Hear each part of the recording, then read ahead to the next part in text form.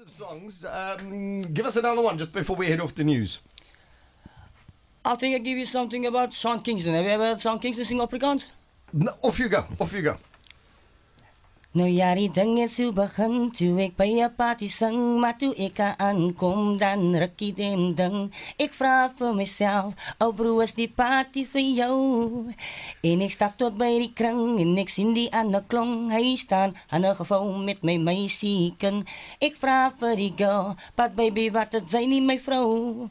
Maar toe maak die girl my kwaad en ek stap tot by die bar en ek vra die barman, my broers kan nou skiet dan, maar toe sê die ou vir my, sommige het genoeg gekry.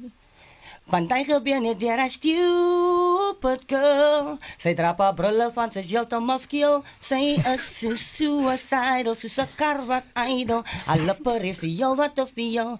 Sy is 'n stupid girl.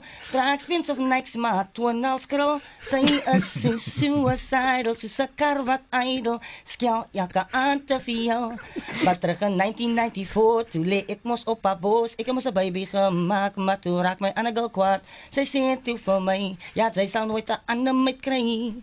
Maar so weet ek en sy begin te skel en die girl het haar gebel. Haar ma toe alles vertel van die dinge wat ons was skel. Sy bly sê vir my, ja, sy gaan nooit 'n ander meid kry. Maar toe klap ek aan die muur en toe vond die girl die boere. Toe maak die girl 'n saak, want sy het kwaad geraak en vandag staan ons weer van support vir die magistraat.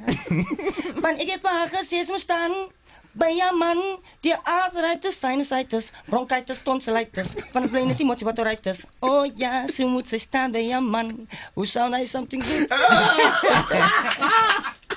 Top class, mate. Top class. His name is Alan. We're having ourselves a blast this Friday morning on Hot 104.9.